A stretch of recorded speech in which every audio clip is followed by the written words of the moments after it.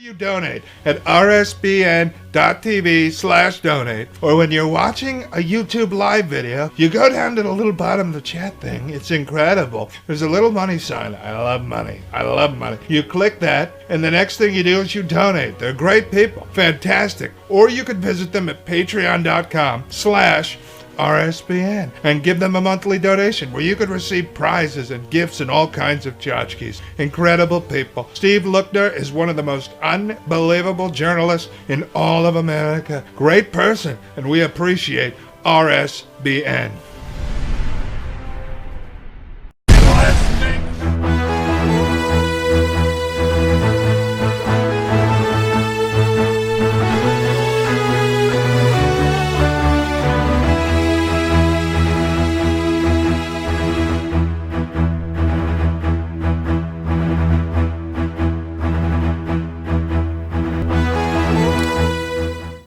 Good afternoon / good morning. It's Steve Lookner from Right Side Broadcasting. We are here today to bring you live the president's announcement of his new Cuba policy. That's coming up in about a half an hour from now, and we'll bring that to you live. And this is the pre-show. We're going to talk about it.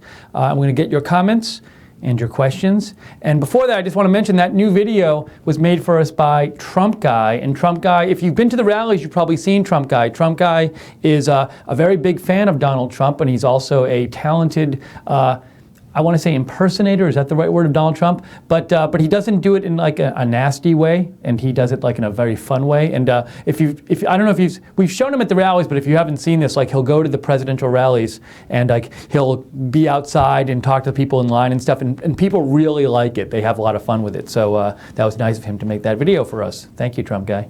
And so anyways, we're going to talk today about the President Trump's Cuba and policy announcement. I think this is one of these things I think it's quite important, and it probably won't get that much coverage on the news today because it doesn't have anything to do with Russia or with Comey or with Mueller, and it's and also, like, you know, as I was tweeting out this morning, people will say, like the press will say, like, well, today was supposed to be about Cuba policy, but it's not going to be because the president tweeted out that he was under investigation.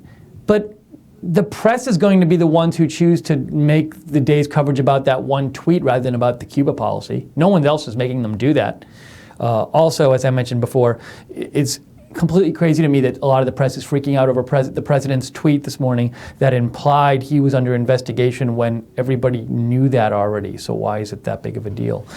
Anyways, but I want to talk about the Cuba policy. I don't want to get off on that. The Cuba policy is important. Let's talk about that. So in about a half an hour, President Trump is going to speak in Miami, I believe, and he's going to talk about this revision to our policy toward Cuba. And this policy, it pulls back on some of the things Obama did in terms of opening up our relations with Cuba again after they've been closed off for so many years. And but at the same time, you know, it rolls back some of the things President Obama did, but it keeps some of the things he did. So let's talk a little bit about what is going on with this policy and just a little bit of historical background. In 1959, I believe it was, that's when Castro took over in Cuba, and Cuba had a communist revolution. And after that, very quickly after, in the next year or two, they started nationalizing a lot of the industries. So there were like American companies that had businesses there, and Cuba just took them over. And a lot of hard feelings so America almost immediately after that put in a trade embargo on Cuba, where we were not allowed to trade with them. And that embargo has gone through, it's been adjusted over time, but basically since around 1960 there's been this trade embargo with Cuba where America doesn't trade with Cuba and is not allowed to. And also part of it came into effect, I think in like around 96 with the Helms-Burton Act, that like there was that act like said that like we wouldn't do business with like foreign businesses, or that I think foreign businesses that traded with Cuba. So it's a pretty, anyway, details, but it's a pretty, the embargo had held, you know, for over 50 years. Sorry, my clip just fell out here and I want to put it back because it will bother me. There we go. And also, not just a trade embargo, but travel was restricted. You basically couldn't go to Cuba and visit if you were from this country. So no travel there from this country. So that was put into place. So we had a trade embargo, we had a travel embargo, and no diplomatic relations with Cuba. No embassies. They did not have an embassy here. We did not have an embassy there. So you had a real cooling of all kinds of relations with Cuba since the communist revolution there, since Castro took over.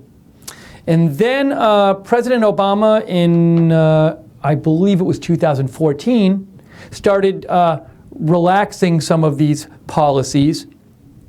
So some of the things Obama did is we started having diplomatic relations with Cuba again. We opened embassies in each other's countries. The travel embargo was lifted in the following sense. What President Obama said put into place was you could travel to Cuba. You still can't travel there technically as a tourist, but what was allowed was people-to-people exchanges. The idea of a people-to-people exchange is you're supposed to go to Cuba and talk to Cuban people and interact with them. So it's like a cultural exchange. But the thing is, the way the policy was, it was based on self-enforcement and self-reporting. So if I wanted to go to Cuba as a tourist the last couple of years, I could just say to the government, hey, I'm going on a people-to-people exchange to Cuba, and they would just basically rely on me to do that in good faith. Now, and also, I'm sure you could argue, hey, I talked to some people there. I went to the beach and talked to the person who I bought a drink from or something. I don't know. I'm just saying the point was it was very loosely enforced, and so you could, you weren't allowed to go for tourism, but you could travel to Cuba for cultural exchange, people-to-people exchange, educational purposes, research purposes, things like that, and also. Commercial flights and cruises were allowed to go to Cuba. That had not been the case from America. So in the last couple of years, you had a big surge of American tourists and visitors. I guess tourist isn't technically the right word because they're not technically supposed to be tourists. But visitors, leisure visitors, a lot of more Americans going to Cuba, spending money there, that kind of thing. And that was a big change. So, and then also some of the export restrictions. Well, I guess what was it? I don't know exactly off the top of my head what kind of relaxation there was of the trade embargo. There still was a trade embargo, but I think there was some limited investment starting to be allowed. I know that that's the case. Some limited investment starting to be allowed in Cuba by American businesses. I know some hotels had been talking to them there about doing stuff. Also, there was this rule changed where exports could be financed. So if previously, over the last 50 years, if Cuba wanted to buy stuff from America, there were limited things they could buy. I think they could buy food or something like that. But anyways, if they wanted to buy stuff of the limited amount that they could buy, it had to be paid for in cash, and they couldn't get loans from American banks to do that. But now, under Obama, it's called direct financing of exports, where American banks could loan Cubans money or the Cuban government money, and then they could buy stuff, buy exports with that. And I think those exports included some of our exports. Again, details, but basically stuff loosened up. So I have to go over all the details again. So if there's well, they're not little, but if there's details I don't remember, I apologize. Doing the best I can to give you an overall picture here. So anyways, a bunch of this stuff was relaxed over the last 50 or so, over the last couple years after 50 somewhat years of this embargo on Cuba.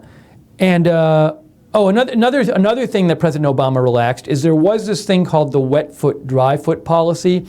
And an important part of that policy was if somebody from Cuba tried to come to America as a refugee, once they stepped foot on American soil, they basically were allowed to stay here. And they weren't sent back. And in a year, they were allowed to get a green card or apply to a green card, and presumably they would be approved for it. So basically, they got much more preferential treatment than people who came to this country from other countries. If you come here from Mexico and you step foot in the country, they're not like, okay, you can stay here now, if you're here illegally. But if you came from Cuba under this wet foot, dry foot policy, as long as you set foot in the country, you were allowed to stay and get a green card eventually. So that changed under President Obama, where he stopped that policy, and that was seen as like a concession to the Cubans because the Cubans didn't like that policy because it encouraged people to leave the country and flee the country. So President Obama stopped that, and he made it so that Cuban people who come here who flee Cuba and come here are treated the same way as people from other countries who come to America and don't have previous approval to do so. So you have all these policies that President Obama put into place to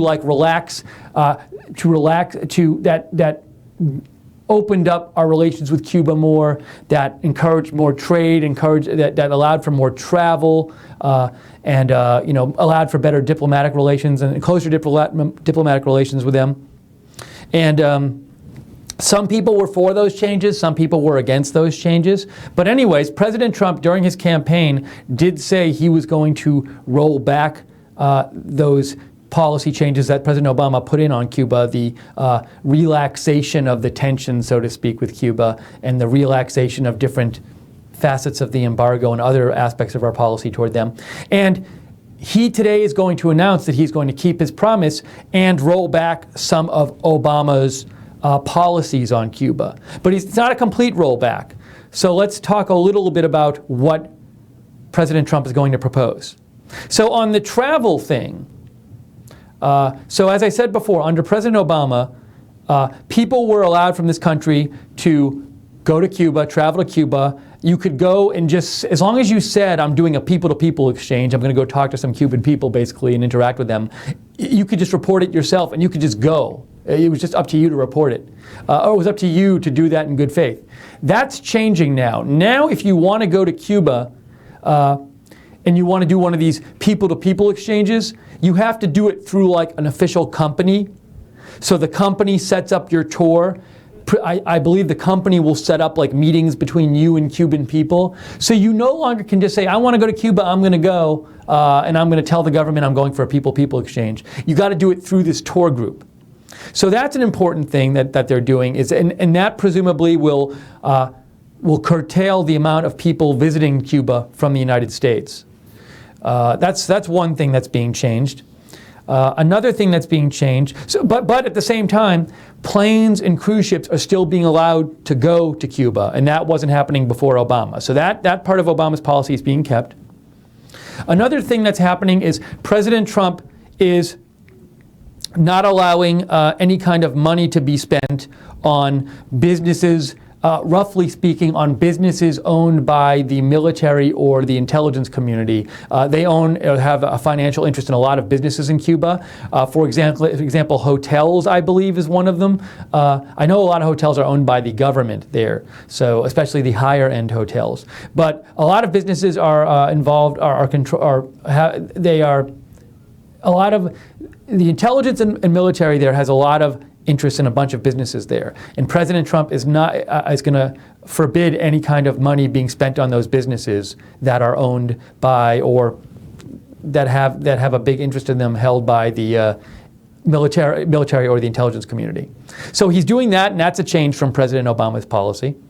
Let's see, there was that one, and just when I talk about these changes and these rollbacks to President Obama's policy that President Trump is making, the stated reason for doing so is a human rights reason. So President Trump reportedly is going to say, look, I'm going to roll back these Obama policies, but I'm happy to open them up again and bring back the Obama policies if you start allowing free elections, you release political prisoners, you stop political oppression. So opening up the political system there, having it be more free, having free elections, those are the stated goals, human rights goals of President Trump's policy changes toward Cuba today, at least that it's been reported. Now, I assume the reporting is correct because I've seen it in a bunch of places. Let's see what other changes. I talked about the travel. I talked about the investments being forbidden in businesses run by the military or the intelligence community. Those are a couple of the big ones. I'm trying to think if there are any. I'm guessing there are other ones I've missed. Let me peek real quick here. I had a couple articles that I had read called up just to make sure I'm not forgetting anything gigantic. Okay.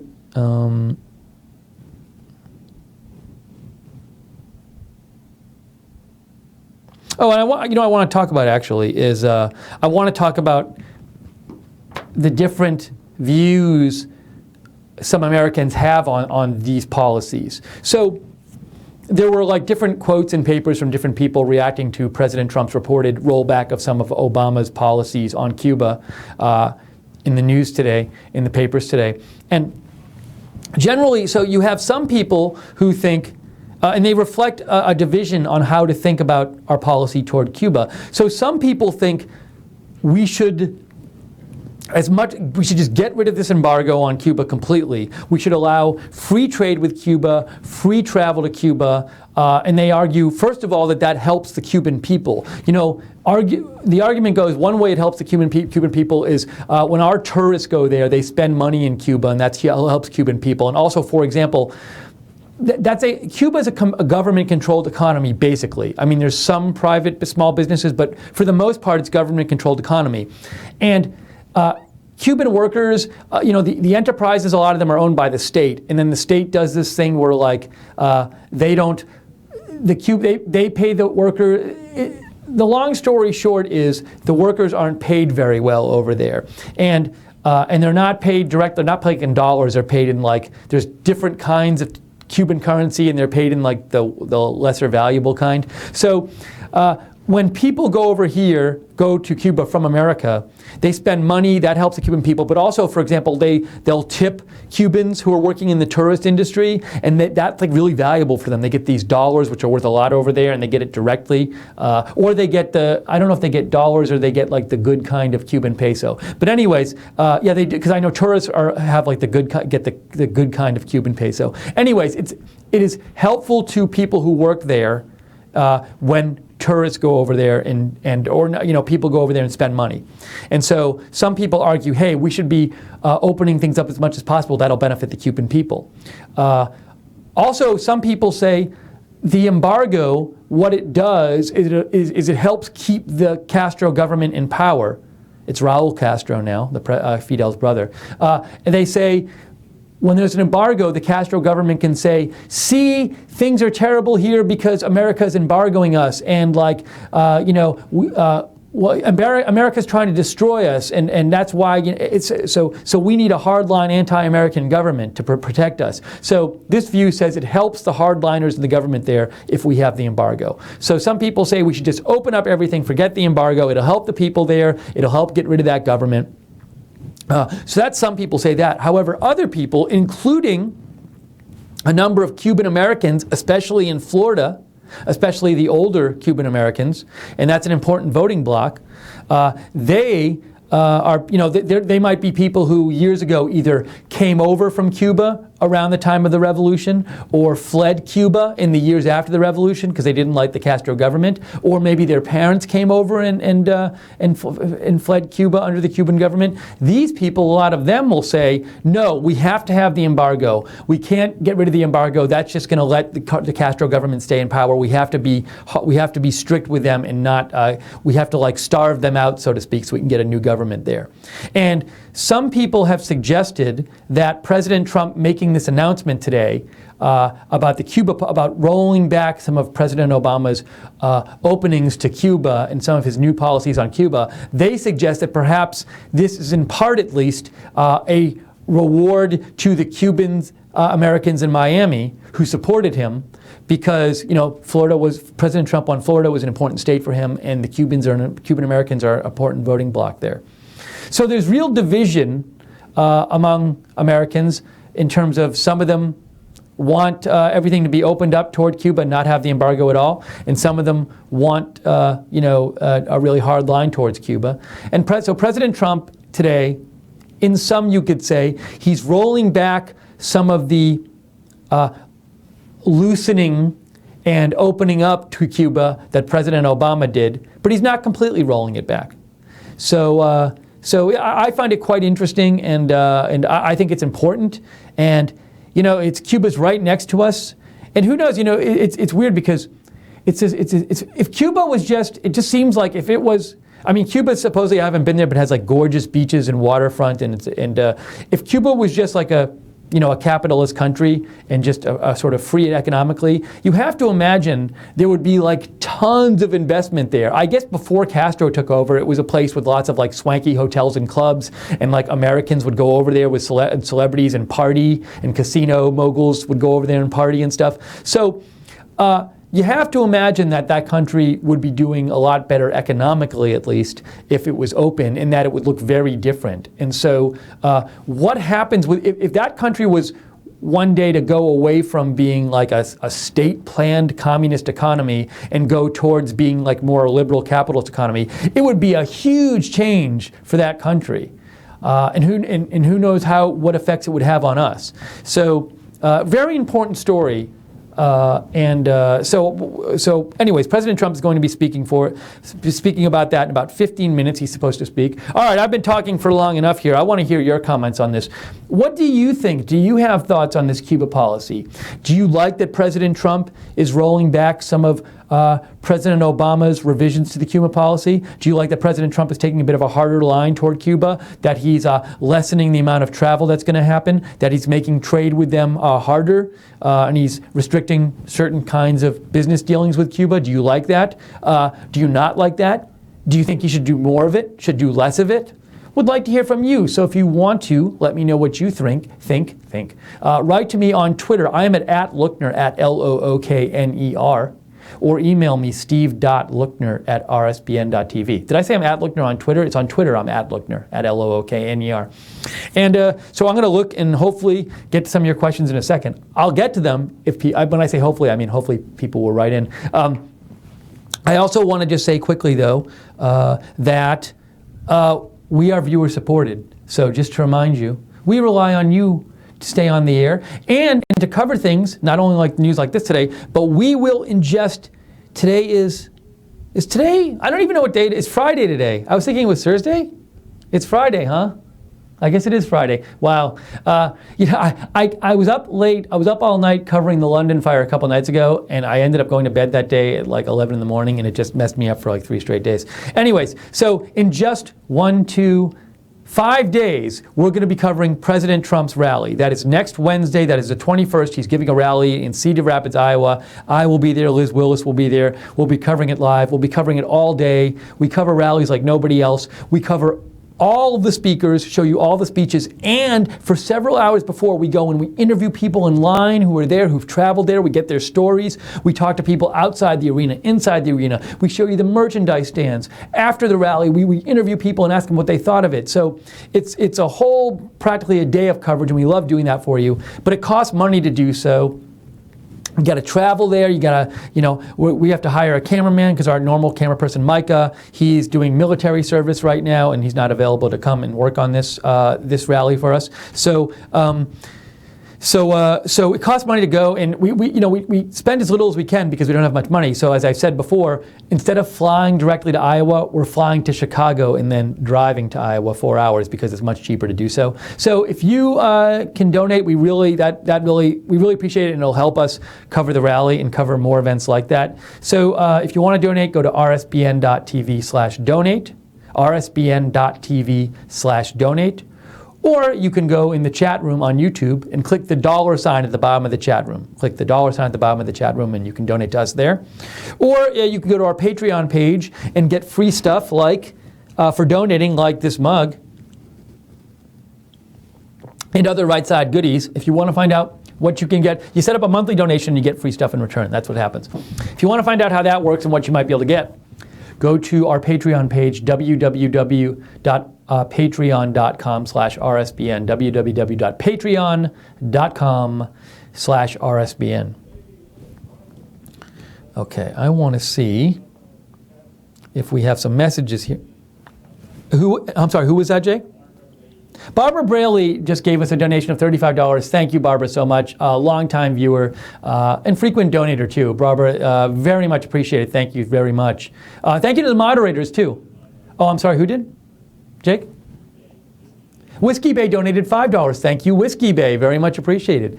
And thank you to the moderators in both the chat room on the website for moderating the chats today. moderating the discussion boards. Very much, that's really nice of you. Okay, let's see.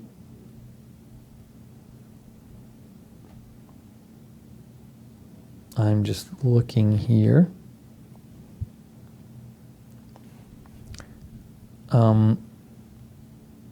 We Will Prevail says, I don't believe communism has ever benefited the people.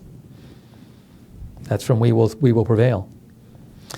Andrew Silver writes in, Puerto Rico is voting to become the 51st state. Do you know anything about this, Steve? Well, it's a little off topic, Andrew, but it is in the Caribbean, so I'll say a little bit about it.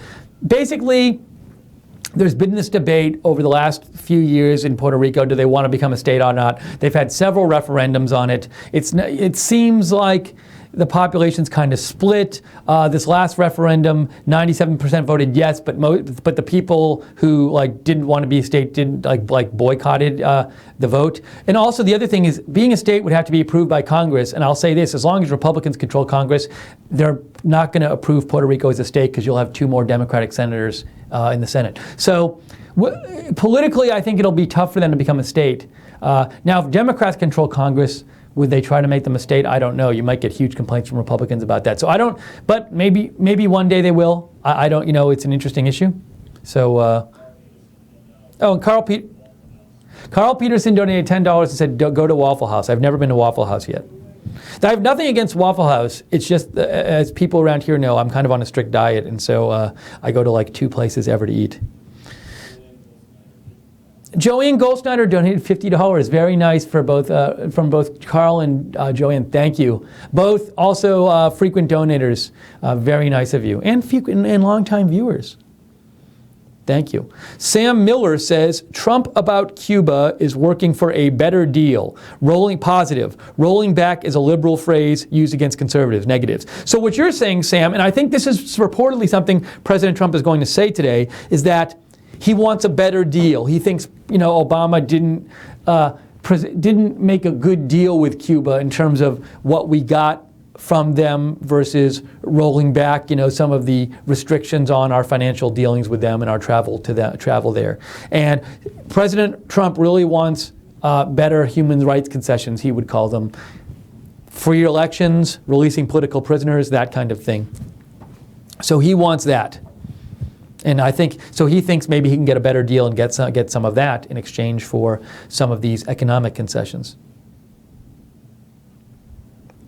And President Trump, just so we are clear, about 8 minutes he's supposed to give a speech. We're not going to do a post show today, by the way, just a pre-show, not a post show, because it's not like a press conference where we know what he's going to say, where we don't know what he's going to say. We do know what he's going to say. So that's reason one we're not doing the post show. The second reason here is we need to do some prep work here today for the rally next Wednesday, because we're going to be traveling there on Tuesday. I'm going to be traveling there on Tuesday.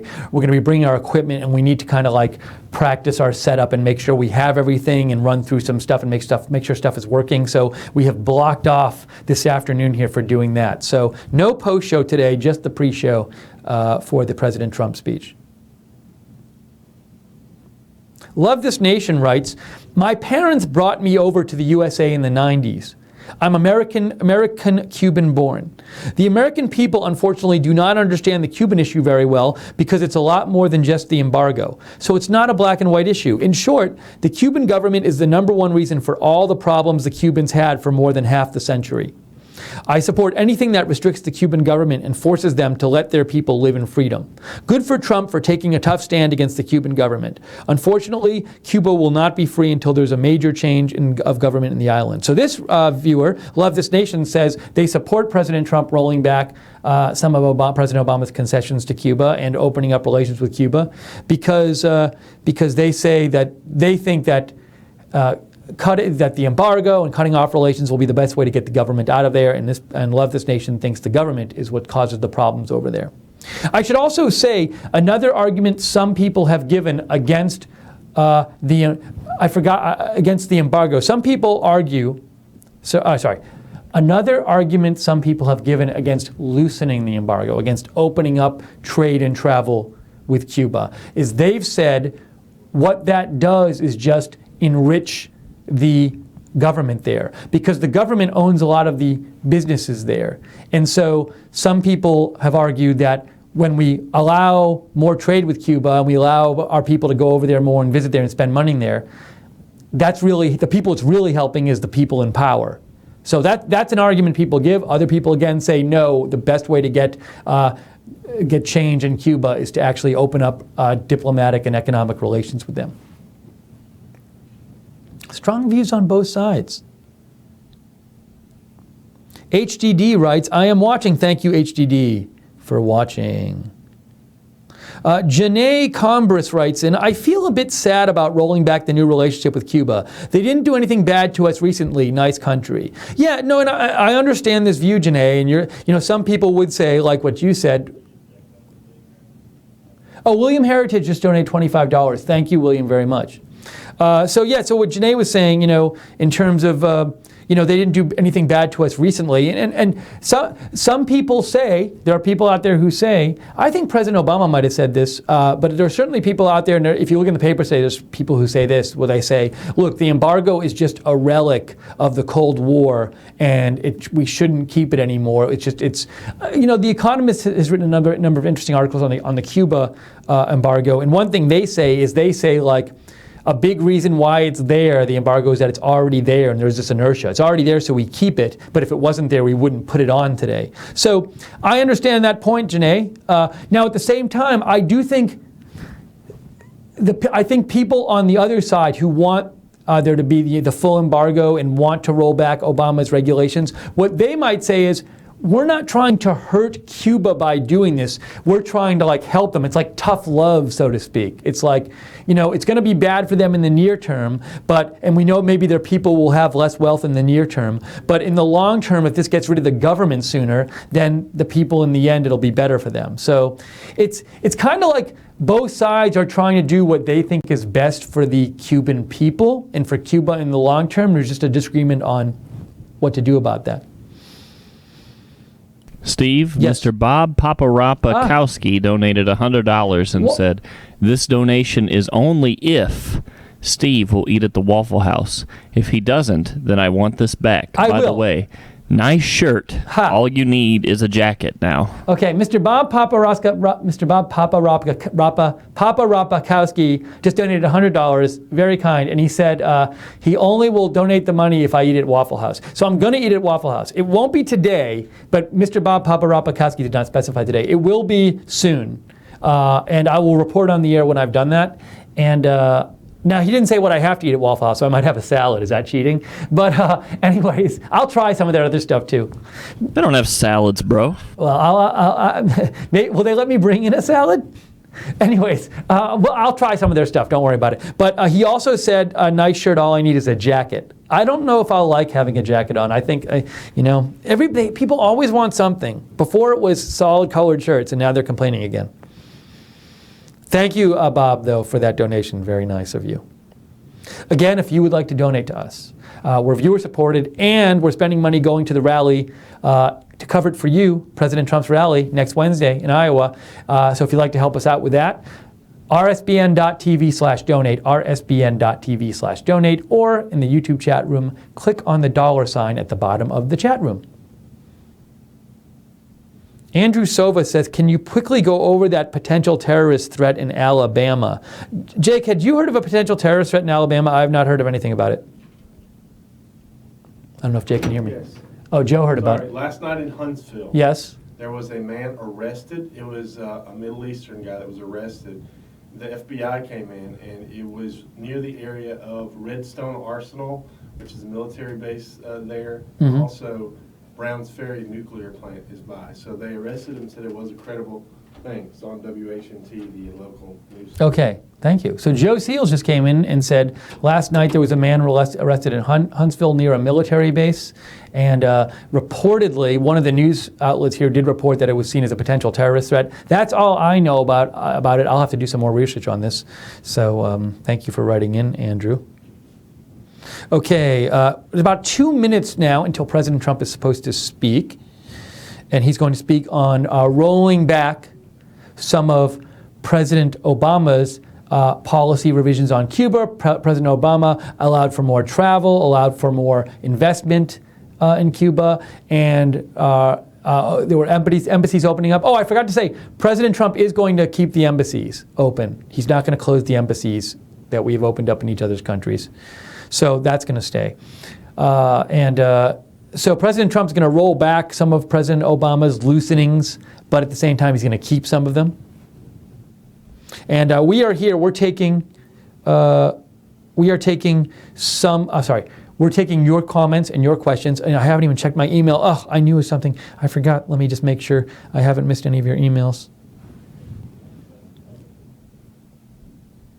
Let's see here.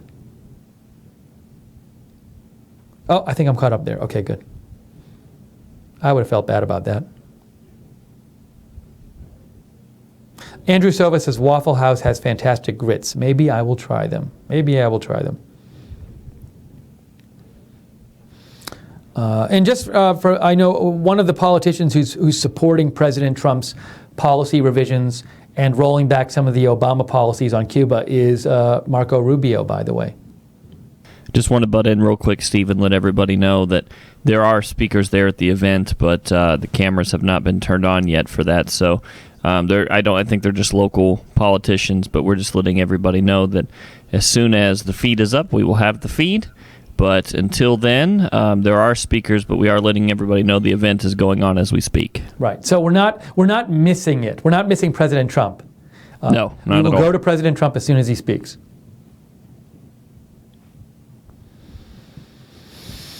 Let's see here. What was I going to mention?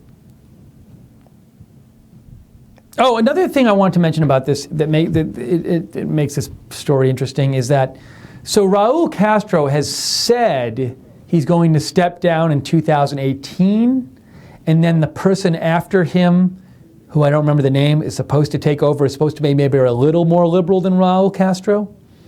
So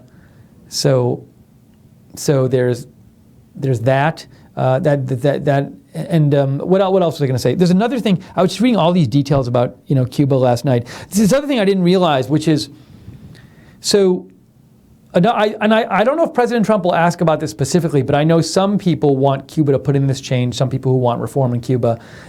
I think President Trump might want this, but it's to allow foreign companies to directly pay Cuban workers. So right now, if a foreign country has a business in Cuba, what they have to do is they have to pay the government, and then the government pays the workers, and like the government so one problem is the government like negotiates the salaries that the workers get. Oh, we got to go to enjoy the speech. Mall.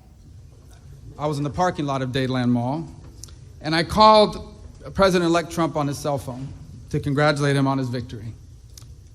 And one of the first things he said to me is, "What are we going to do to help the Cuban people?"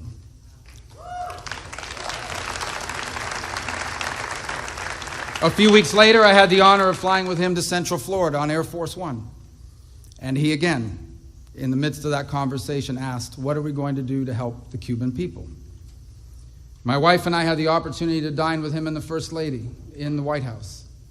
And in the middle of that conversation, he asked, "What are we going to do to help the Cuban people and the people of Venezuela, who are also living under a dictatorship?"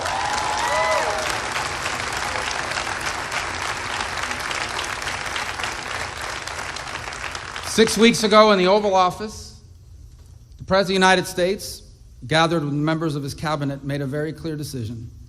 We are going to do whatever it takes to empower the Cuban people so that they can be free and live in a democracy and have economic and political liberties that they deserve, like everyone else in this hemisphere deserves.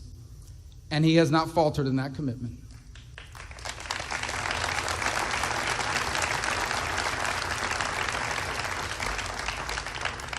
The cooperation, the hard work, the commitment that this White House and that President Trump has shown to this cause, I believe has no precedent, certainly in the modern history of this great cause. We have been helped by many who have aligned with us, some who could not be here today. I do want to recognize Resident Commissioner Jennifer Gonzalez of Puerto Rico, nuestra hermana de la isla de Puerto Rico que está junto con nosotros, that's who's with us on this issue. But what I want you to know is that in every single one of those instances in which the president spoke about Cuba, he also spoke about Brigade 2506.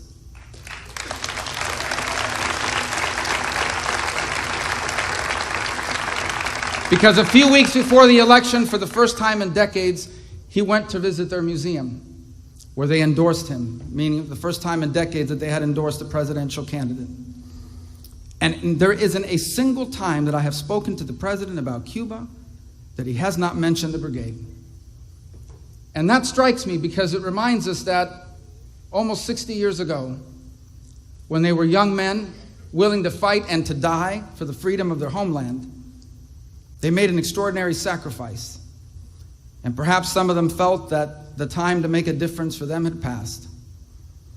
But I want them to know that almost 60 years later, they have made a difference. That meeting and their efforts, I believe, as much as anything else, has brought us to this day.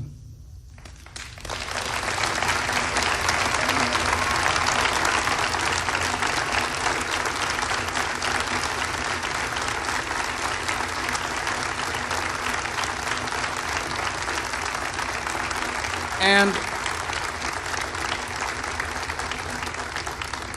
we just landed at the airport. I had the honor, again, of flying on Air Force One. They have the best M&Ms on the planet. And you can take red lights when you're part of the motorcade that comes in, legally, without those crazy cameras. Never mind, I don't want to talk about that. But get rid of the cameras, yeah. And it struck me as the plane landed and we were getting into the cars that brought us here, and we look at the president coming down the steps, he was greeted by dissidents, by freedom fighters, by people, some of whom on the island of Cuba have suffered greatly in the hands of this repressive regime. And less than a year and a half ago, an American president landed in Havana, greeted by a regime. A year and a half ago, an American president, landed in Havana to outstretch his hand to a regime. Today, a new president lands in Miami to reach out his hand to the people of Cuba.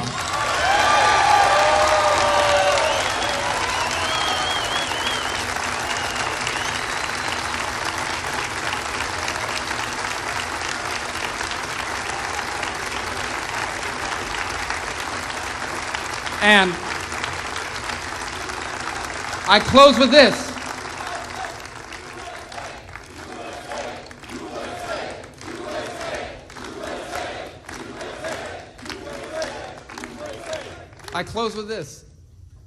Many will characterize this as an effort to punish the Cuban regime. And it will punish the Cuban military that oppresses its people and helps Maduro oppress their people in Venezuela.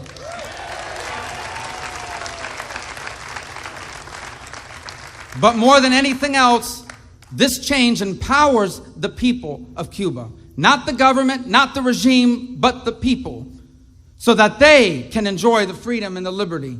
With a very clear message: America is prepared to outstretch its hand and work with the people of Cuba, but we will not empower their oppressors.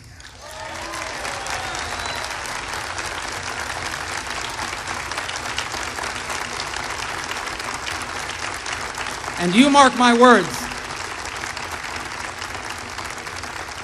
And you mark my words. Whether it's in 6 months or 6 years, Cuba will be free.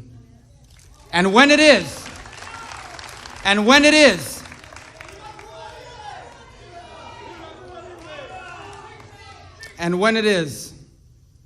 believe that the people on the island and history will say that perhaps the key moment in that transition began on this day, here in this theater, with each of you, and with a president that was willing to do what needed to be done so that freedom and liberty returns to the enslaved island of Cuba.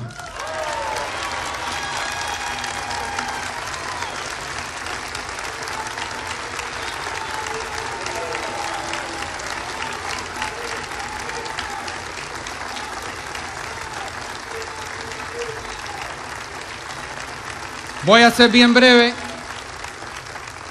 Voy a ser bien breve, que es muy difícil para un cubano y para un senador ser breve, pero lo voy a hacer. Porque quiero mandarle un mensaje al pueblo de Cuba. Y este es el mensaje. Que antes teníamos un presidente que le daba la mano al régimen que lo oprime. Pero ahora tenemos un presidente americano que le da la mano a ustedes, el pueblo cubano. Que los días en cual la política exterior de este país ayuda al régimen se están terminando, y los días en que la política norteamericana ayuda al pueblo cubano para que ellos puedan tener la libertad, la democracia y los derechos que se merecen, que Dios le ha dado. Y cuando ese día llegue, que Cuba será libre por fin, yo le aseguro que este día que estamos aquí hoy, la historia va a decir que es el principio del fin de este régimen. Gracias a un presidente llamado Donald Trump, que hizo lo que tenía que hacer para que la democracia y la libertad regrese a la isla de Cuba. Muchísimas gracias. God bless you. Thank you.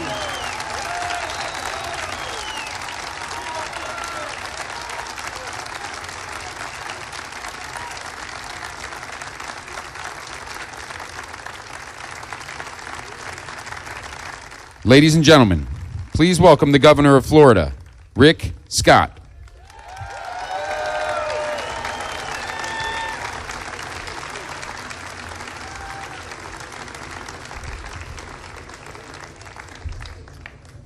First, it is great to be here with President Trump, Vice President Pence, and all of you. And it's great they're in the great state of Florida.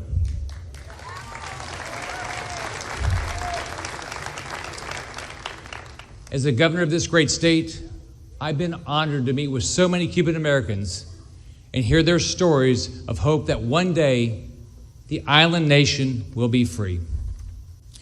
When Fidel Castro died, I was hopeful for an end to the decades of torture, repression, and incarceration that the Castro brothers have subjected on the Cuban people for too long. Unfortunately, nothing has changed and actually has gotten worse. The Castro regime continues to imprison people who speak out against the brutality.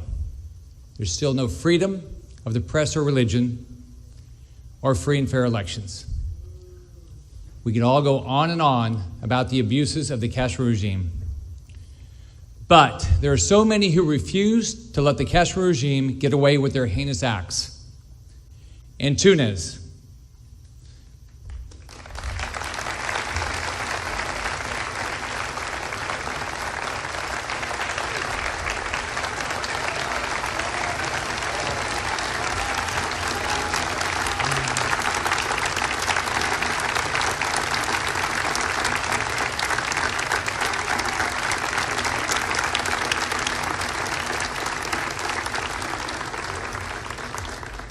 Garrett Roquet,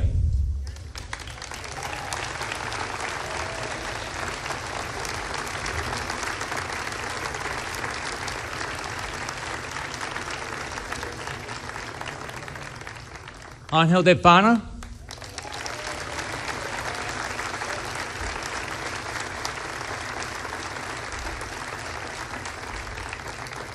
Shirley Villa Leon,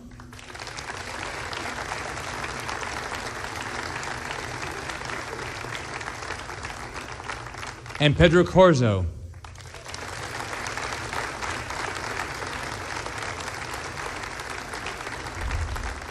These individuals are just a few of those who have fought against the Castro regime over the past decades.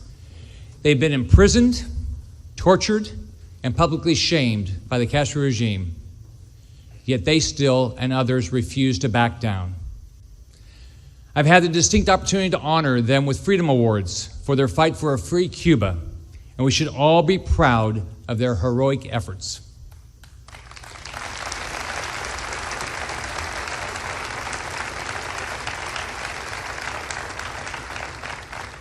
Right after President Trump was elected, I started meeting with him, along with others, Senator Rubio, Mario Diaz-Balart, and others, to discuss how important it is that America stand up for the Cuban people, that America stands for freedom.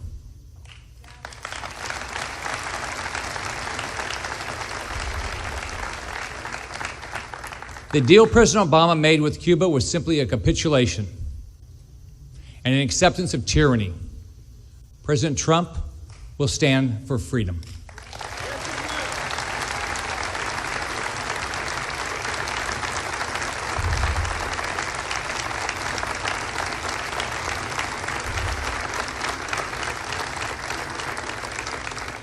America must always stand for freedom.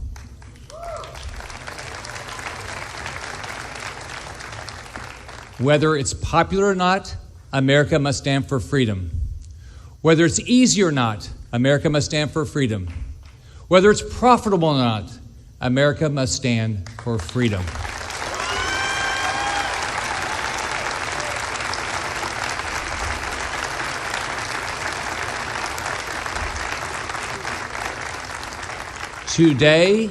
Today, we have a president and a vice president who understand that America will always stand for freedom.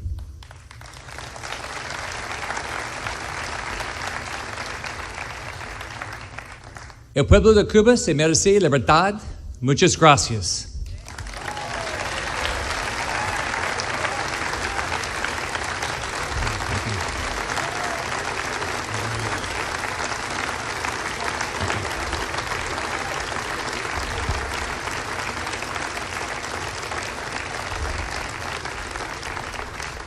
Now, I have a distinct opportunity to introduce somebody that's been a friend for a long time, that is a tireless advocate for freedom in this world, Vice President Mike Pence.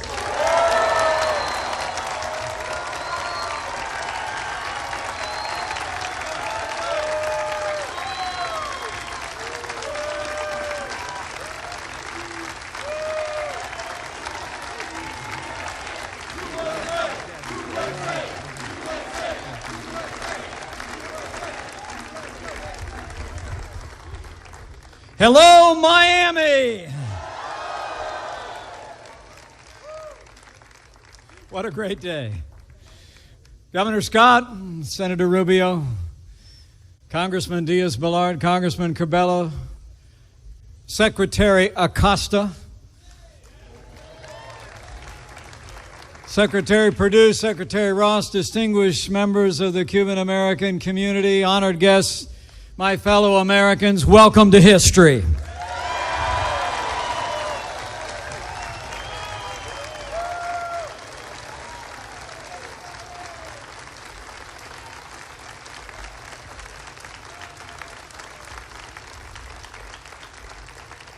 Welcome to a historic day, a day when America will renew our commitment to the ideal of freedom in this hemisphere. A day when the world will witness America once again standing in solidarity with the people of Cuba thanks to the strong and unwavering leadership of President Donald Trump.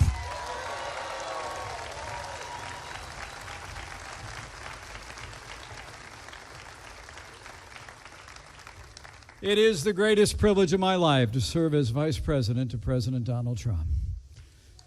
A man of his word, a man of action, and a president who stands without apology as leader of the free world.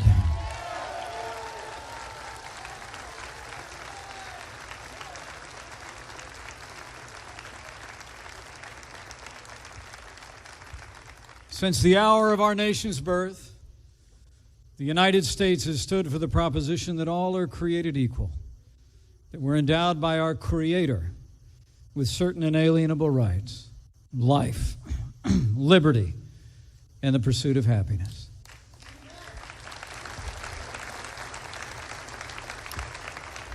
As Americans, we believe these rights belong to the entire human family.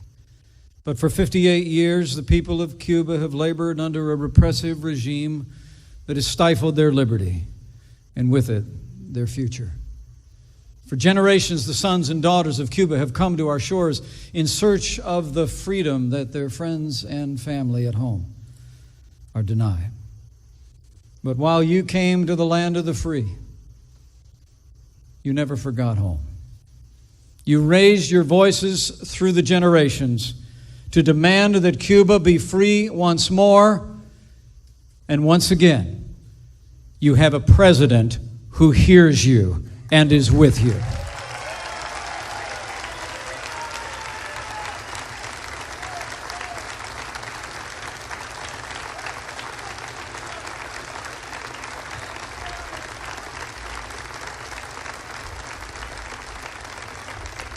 Today, President Donald Trump will make it clear that America is with you, that America stands with the persecuted, the oppressed, and the exploited in Cuba, that this nation stands not with tyrants, but today, President Donald Trump will make it clear that the United States of America stands with the courageous men and women of Cuba who seek to reclaim their God-given rights to life and liberty.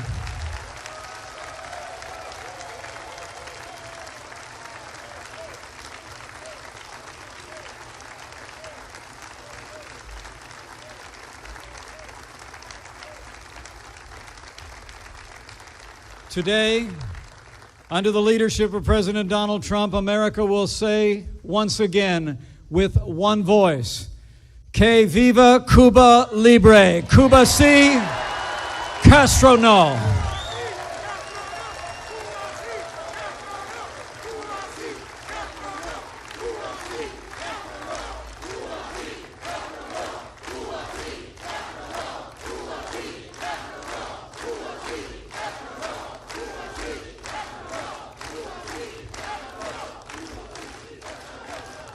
So with gratitude for his leadership and with admiration for his unwavering dedication to freedom, it is now my high honor and distinct privilege to introduce to you my friend, the President of the United States of America, President Donald Trump.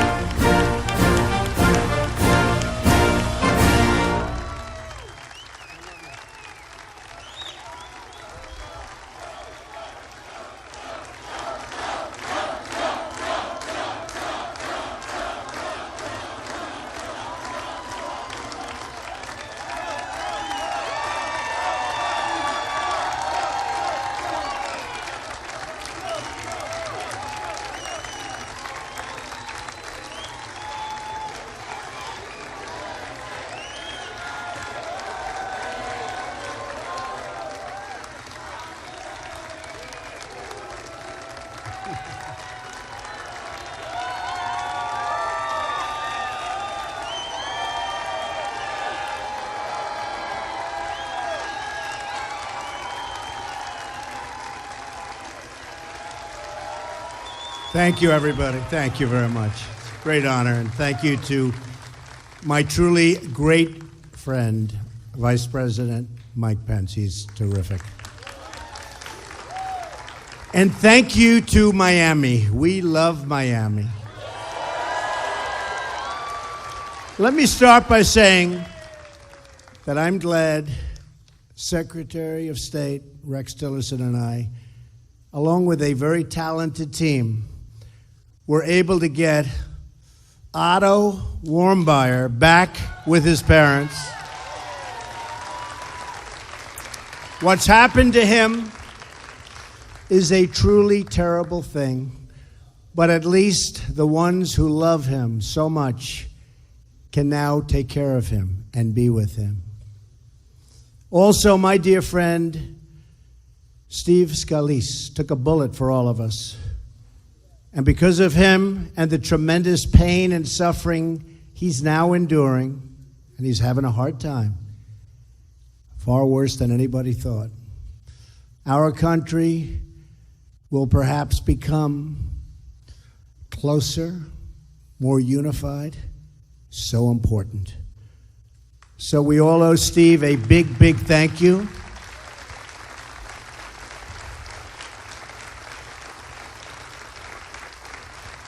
And let's keep the Warmbier family and the Scalise family and all of the victims of the congressional shooting in our hearts and prayers. And it was quite a day, and our police officers were incredible, weren't they? They did a great job. Great job. And let us all pray for a future of peace, unity, and safety for all of our people. Thank you. And for Cuba. I am so thrilled to be back here with all of my friends in Little Havana.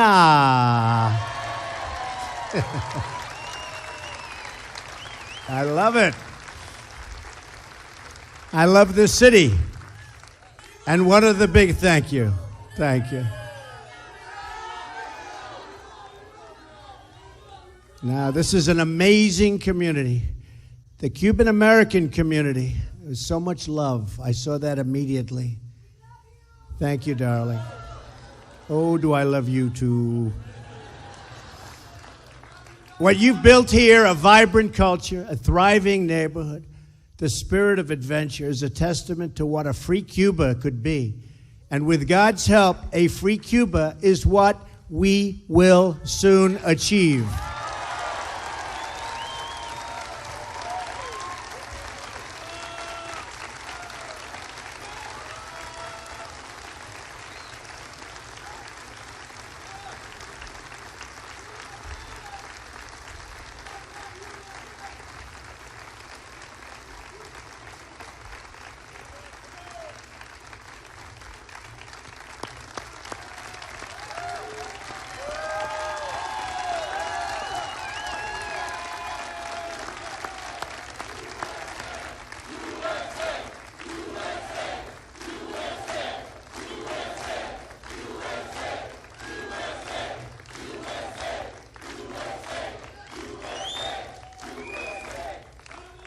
And I don't even mind that it's 110 degrees up here.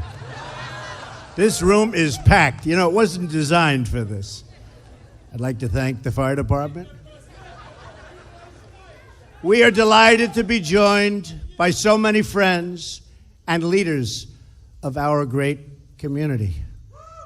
I want to express our deep gratitude to a man that's really become a friend of mine. And I want to tell you, he is one tough competitor, Senator Marco Rubio. Great guy. He is tough, man.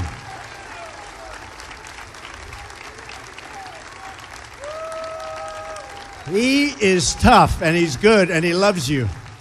He loves you. And I listened to another friend of mine, Congressman Mario Diaz-Balart, and I'll tell you, I loved what he said, and I appreciated, Mario, I appreciated what you said so much. In fact, I was looking for Mario. I wanted to find him. They said he was on stage. I almost dragged him off the stage to thank him, but now I'm thanking you anyway. Thank you, Mario. That was great. Really appreciate it. And I also want to thank my good friend and just a man who was of tremendous support in the state of Florida for being with us, Governor Rick Scott.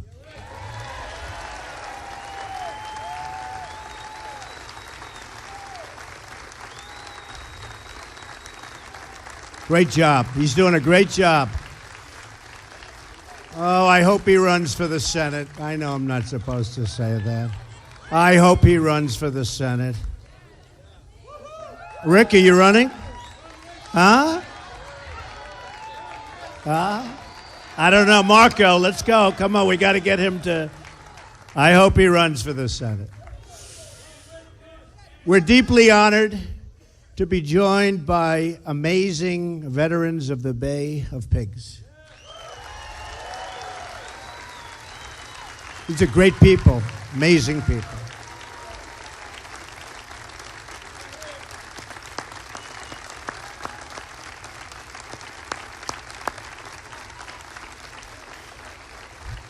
I have wonderful memories from our visit during the campaign. That was some visit. That was right before the election.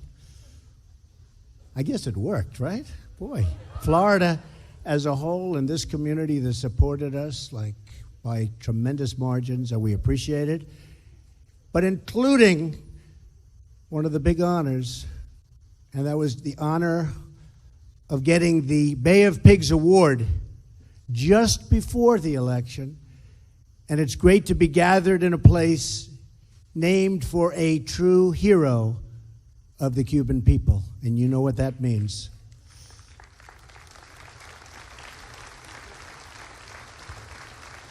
I was also looking forward to welcoming today two people who are not present. Jose Daniel Ferrer and Berta Soler were both prevented from leaving Cuba for this event. So we acknowledge them. They're great friends, great help. And although they could not be with us, we are with them 100%. Okay? We are with them. Right?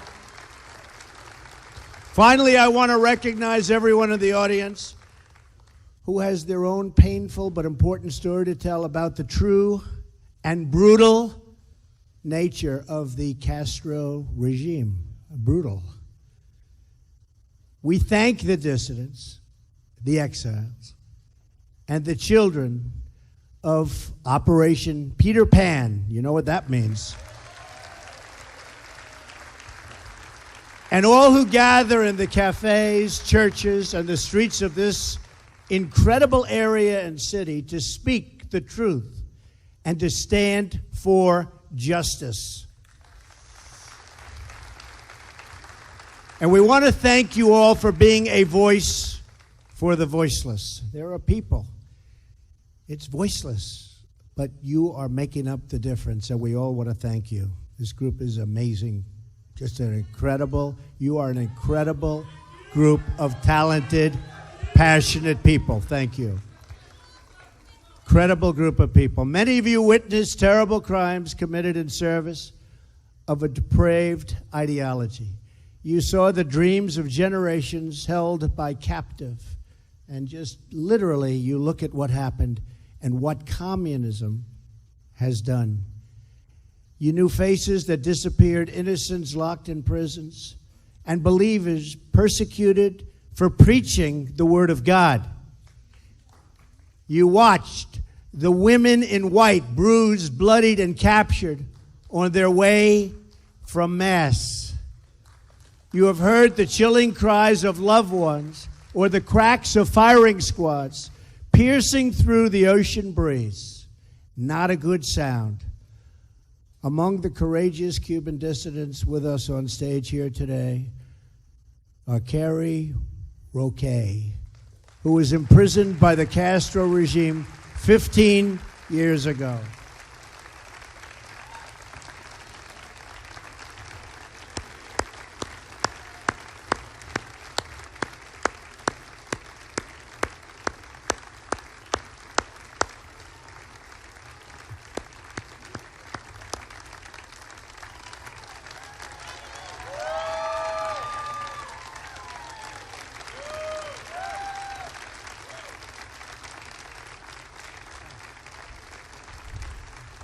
She looks awfully good.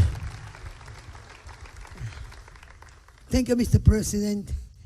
Thank you, Mr. Vice President. Thank you, Marco Rubio, Mario Diaz-Balart. Thank you to all the men and the Cubans who fight, no matter what the times can be, for the Cuban liberty. On behalf, Mr. President, on behalf of the Cuban people, the people inside my eyes, my homeland, thank you, and we appreciate your love. Thank you. Wow.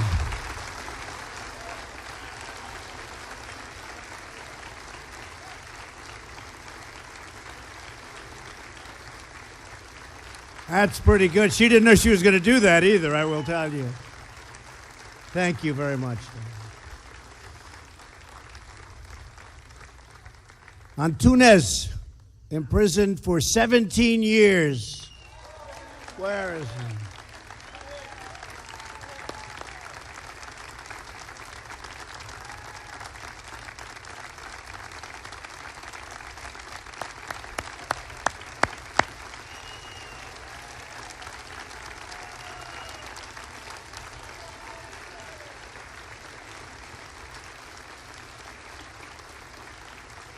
I love that name. Antunes, I love that name. And Angel Difana, imprisoned for over 20 years.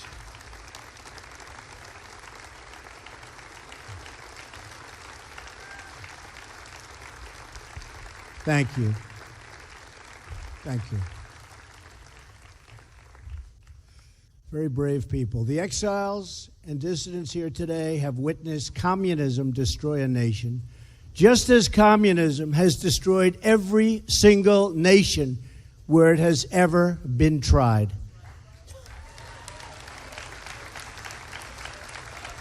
But we will not be silent in the face of communist oppression any longer. You have seen the truth, you have spoken the truth, and the truth has now called us, this group, called us to action. Thank you.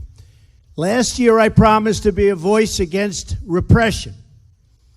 In our region, remember, tremendous repression, and a voice for the freedom of the Cuban people. You heard that pledge. You exercised the right you have to vote.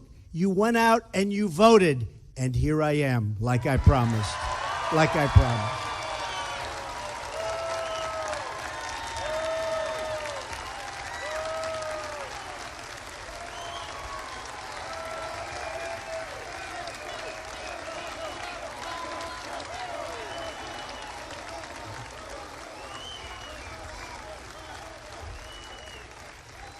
I promise you, I keep my promises. Sometimes in politics they take a little bit longer, but we get there. We get there. Don't we get there? You better believe it, Mike. We get there.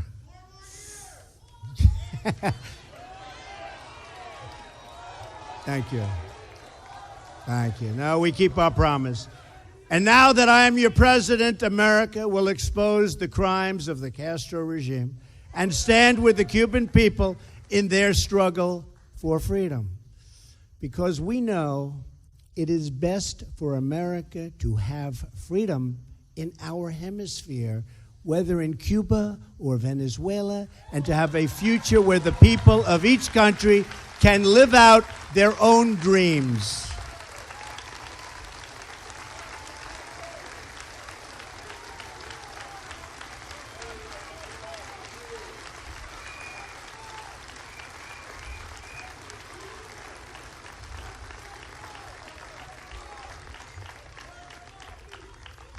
For nearly 6 decades, the Cuban people have suffered under communist domination. To this day, Cuba is ruled by the same people who killed tens of thousands of their own citizens, who sought to spread their repressive and failed ideology throughout our hemisphere, and who once tried to host enemy nuclear weapons 90 miles from our shores. The Castro regime has shipped arms to North Korea and fueled chaos in Venezuela. While imprisoning innocents, it has harbored cop killers, hijackers, and terrorists. It has supported human trafficking, forced labor, and exploitation all around the globe. This is the simple truth of the Castro regime. My administration will not hide from it, excuse it, or glamorize it. And we will never, ever be blind to it. We know what's going on, and we remember what happened.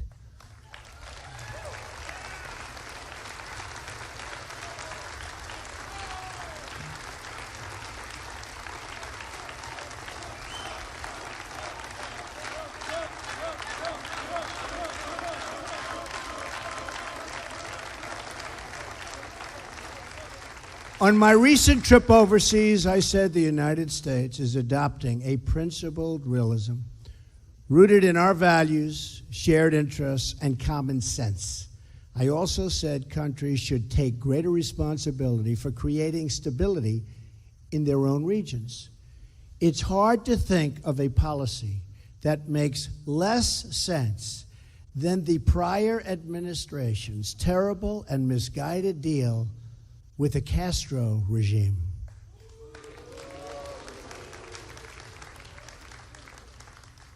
Well, you have to say the Iran deal was pretty bad also, at all fairness. Let's not forget that beauty. They made a deal with a government that spreads violence and instability in the region, and nothing they got. Think of it. Nothing they got. They fought for everything, and we just didn't fight hard enough. But now, those days are over. Now we hold the cards. We now hold the cards. The previous administration's easing of restrictions on travel and trade does not help the Cuban people. They only enrich the Cuban regime.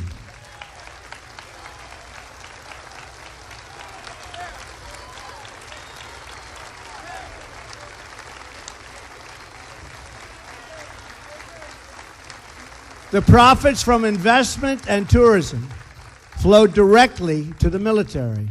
The regime takes the money and owns the industry.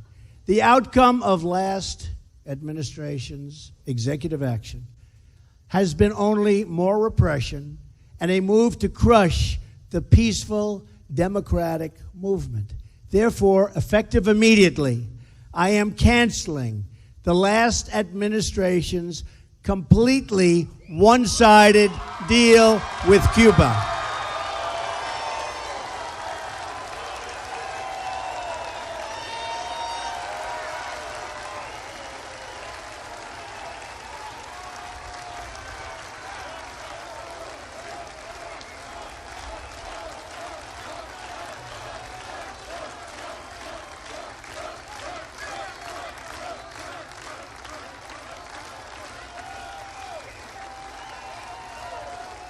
I am announcing today a new policy, just as I promised during the campaign. And I will be signing that contract right at that table in just a moment.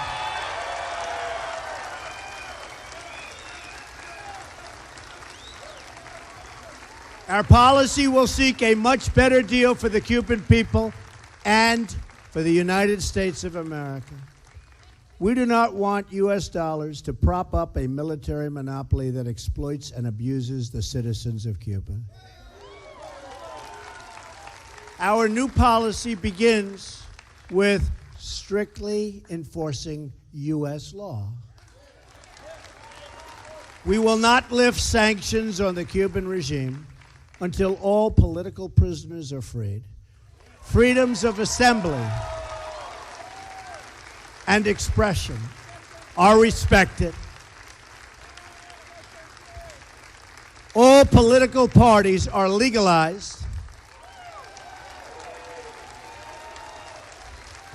and free and internationally supervised elections are scheduled. Elections.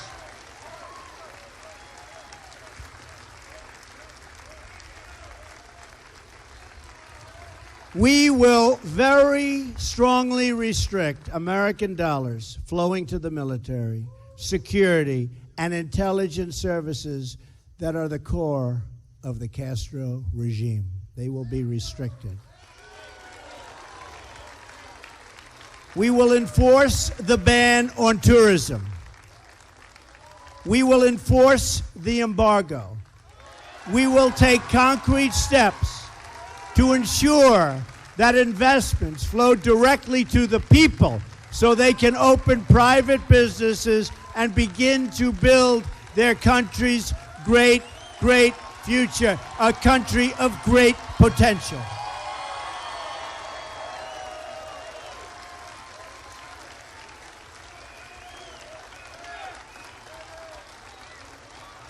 My action today bypasses the military and the government to help the Cuban people themselves form businesses and pursue much better lives. We will keep in place the safeguards to prevent Cubans from from risking their lives to unlawful travel to the United States. They are in such danger the way they have to come to this country, and we are going to be safeguarding those people. We have to. We have no choice. We have to. And we will work for the day when a new generation of leaders brings this long reign of suffering to an end. And I do believe that end is in the very near future. We challenge Cuba to come to the table with a new agreement that is in the best interests of both their people and our people, and also of Cuban Americans.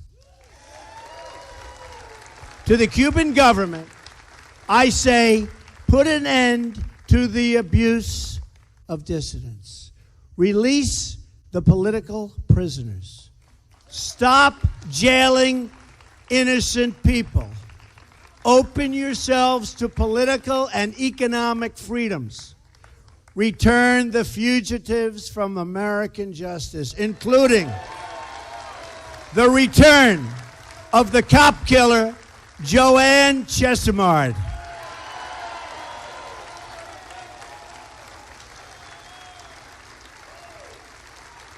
And finally, hand over the Cuban military criminals who shot down and killed 4 brave members of Brothers to the Rescue,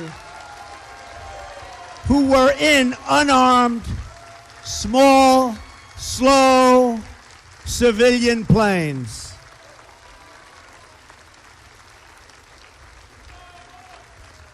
Those victims included Mario de la Pena Jr. and Carlos Costa. We are honored to be joined today by Mario's parents, Miriam and Mario, and Carlos's sister, Mirta. Where are you?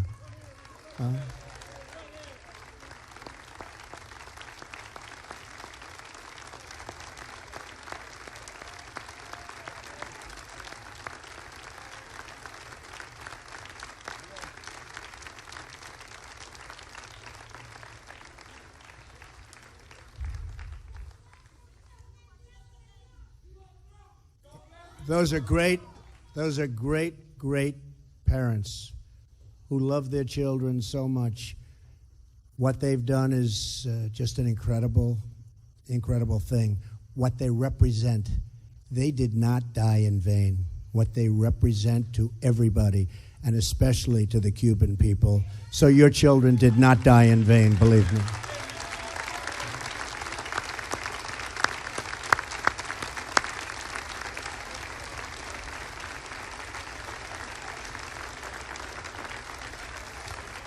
So to the Castro regime, I repeat, the harboring of criminals and fugitives will end.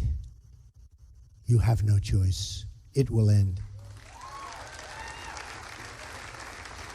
Any changes to the relationship between the United States and Cuba will depend on real progress toward these and the other goals, many of which I've described. When Cuba is ready to take concrete steps to these ends, we will be ready, willing, and able to come to the table to negotiate that much better deal for Cubans, for Americans, much better deal. And a deal that's fair. A deal that's fair. And a deal that makes sense. Our embassy remains open in the hope that our countries can forge a much stronger and better path. America believes that free, independent, and sovereign nations are the best vehicle for human happiness, for health, for education, for safety, for everything. We all accept that all nations have the right to chart their own paths, and I'm certainly a very big believer in that. So we will respect Cuban sovereignty, but we will never turn our backs on the Cuban people. That will not happen. Over the years, a special sympathy has grown between this land of the free and the beautiful people of that island so close to our shores and so deeply woven into the history of our region. America has rejected the Cuban people's oppressors. They are rejected. Officially today, they are rejected.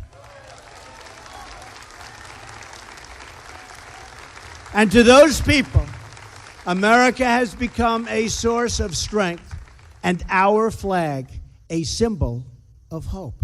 I know that is exactly what America is to you and what it represents to you. It represents the same to me. It represents the same to all of us.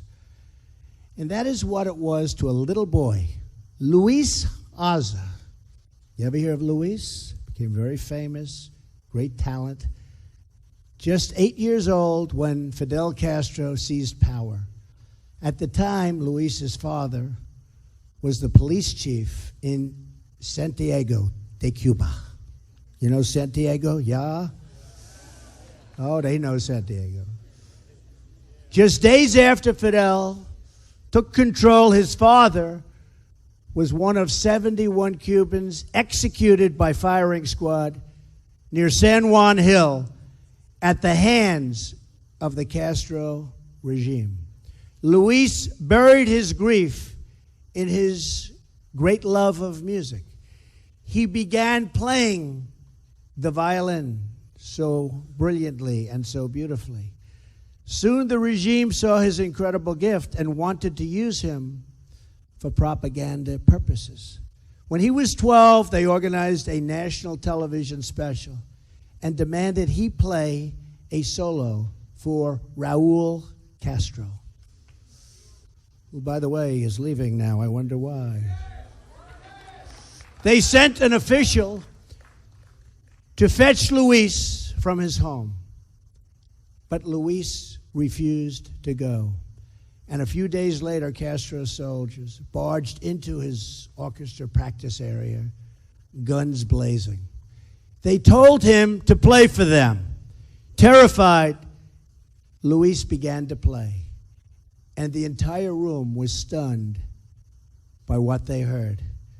Ringing out from the trembling boy's violin was a tune they all recognized. This young Cuban boy was playing the Star-Spangled Banner.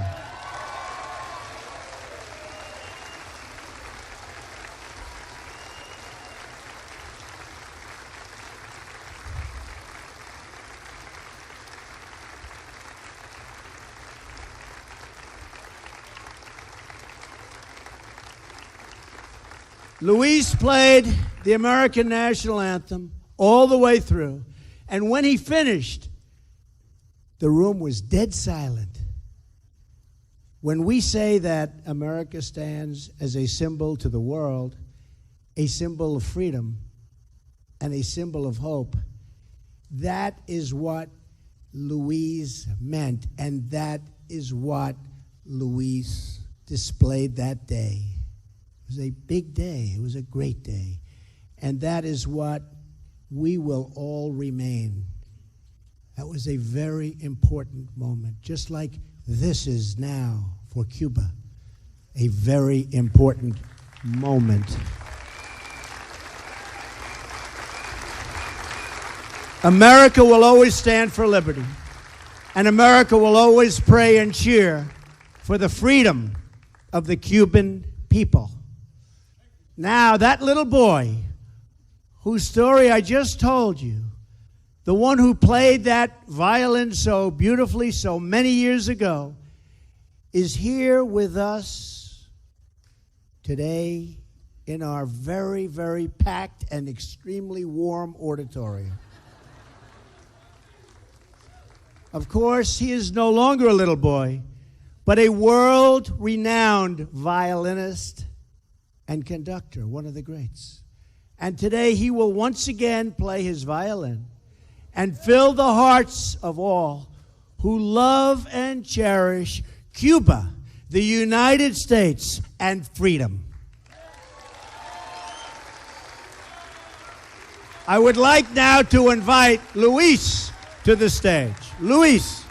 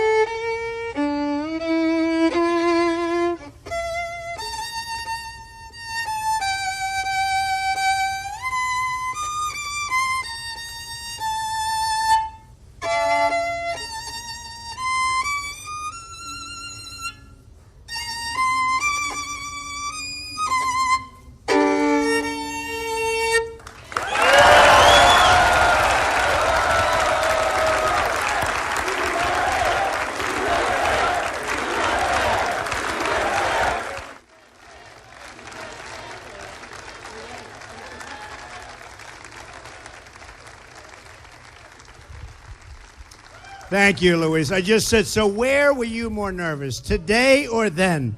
He said, honestly, I think today. That's pretty. Thank you, Luis. That was beautiful. So I want to thank Miami. I want to thank Little Havana. Ah, Havana we love. Do we love it? Would you move anywhere else? You wouldn't move to Palm Beach, would you? No. No way. Little Havana. And I want to thank all of our great friends here today. You've been amazing, loyal, beautiful people. And thank you. Don't remind me. Actually, I was telling Mike. So it was 2 days on my birthday till a big day, which turned out to be tomorrow, the 16th. That was the day I came down with Melania on the escalator at Trump Tower. That's tomorrow. So it's exactly tomorrow, 2 years since we announced. And it worked out okay. Worked out okay. It's a great honor. Believe me, it's a great honor, right?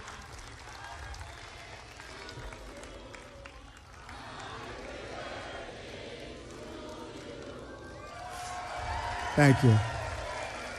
Thank you very much. I just want to end by saying, may God bless everyone searching for freedom. May God bless Cuba. May God bless the United States of America. And God bless you all. Thank you. Now I'm going to sign.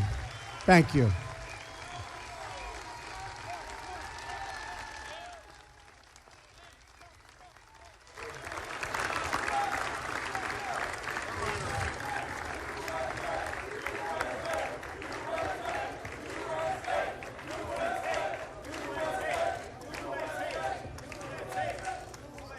So this says, strengthening the policy of the United States toward Cuba. And I can add, strengthening a lot.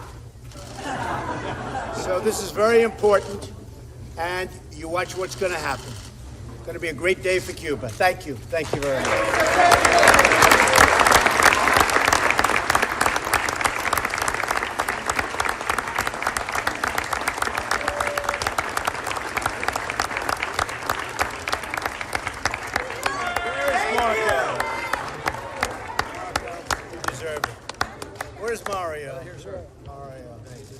our third one? Right here behind you, Mr. President. Oh, absolutely.